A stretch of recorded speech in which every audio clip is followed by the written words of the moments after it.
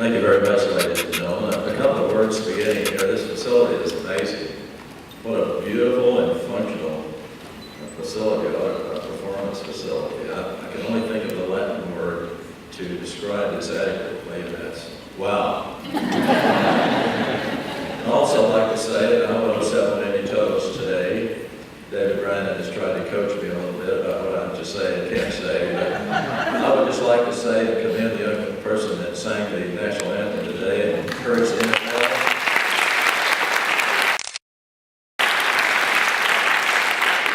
And encourage the NFL to contact Tim Super Bowl.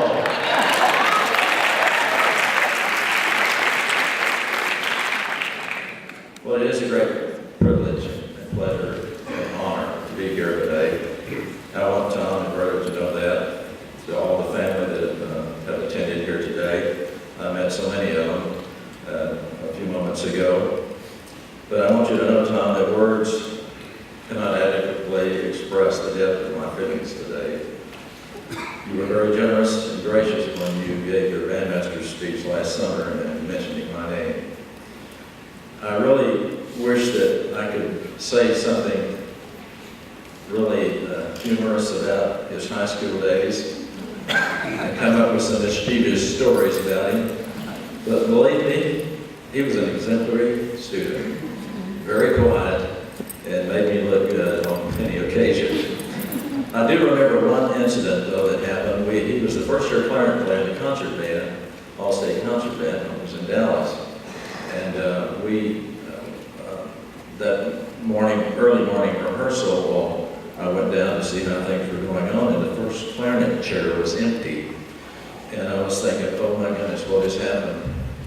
All sorts of dark things. And I thought, I wonder if I could go up to Jim Murphy, I believe was the conductor of the band then, and say, maybe start a discourse on the programming that he had planned. But that would have been intellectually challenging for me, so I thought about knocking over a chair or a stand or something to distract the conductor. And while I was on my way up there, well, Tom quietly snuck in, got in his chair, had his horn out, and I don't think the conductor ever knew it. And I went out in the hall and collapsed because I was so relieved at that. But there was a good reason for it. I think there was an elevator problem or something.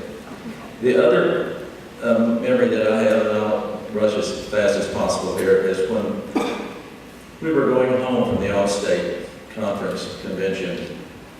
It was just the two of us in the car on the way back to Belton. And we talked about his future. And he had a great desire to become a band director. And pretty much all the way back to Belton, that was the conversation and what it entailed. And at that moment, I knew that he had the desire, the talent, the intellect, and the passion to succeed as a band director. But he far exceeded all of those goals and expectations. And the career that he's had has been something amazing, simply amazing. The impact that he's had not only on his community and bringing his community on the map musically. And by the way, I was reading a magazine recently about railroading, and I flipped through it, and there was a picture of the Duncanville High School marching band on the field in this railroad magazine. So the outreach and impact goes on and on and on. But he has had such an impact on our state and our nation with regard to music education. Many of the policies and procedures that we have, and the Interscholastic League contest and our TMEA activities, music activities, are a result of his leadership, quiet but firm leadership, always standing for what was right for the kids. And you may not realize the impact that he's had in the state and nationally, but those of us who are familiar with his career certainly know that. I certainly want to pay tribute to Verda and her career. They've been partners in everything they've done, and an exemplary career. I know that she supported him in everything. And I must tell my only story here about a band director. There were two old maids walking in the forest, and they had been looking for a husband for many, many years. And suddenly they heard a voice that said, "Kiss me and I'll turn you into a handsome band director." And they looked at one another to make sure they heard it right, and they walked a couple of more steps and they said, "Kiss me and I'll turn you into a handsome band director." They looked down, it was a frog. And one of them reached down and pulled the frog close to her mouth and then suddenly stuffed it in her purse. And the other one said, Mildred, you've been looking for a husband for 30 years. And she answered, I can make a lot more money with a talking frog than I can married to a man.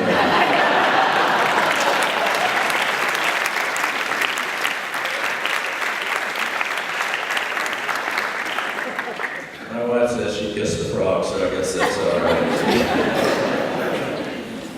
Now let me just close here by saying that I congratulate you, Tom, for what you've made in my life. And it's always been such an honor for me and a privilege to say, Tom Shine was in my high school band. It's a thing of great pride for me. And this tribute of this wonderful facility dedicated in your name is so well deserved for both of you. I congratulate you and thank you for what you both have contributed to the enrichment of so many young lives and the advancement of music education in this state and in this nation. And Tom, for you personally, I thank you for what you have meant to me. And I congratulate you again and love you and wish you well in your future endeavors. Thank you and God bless you.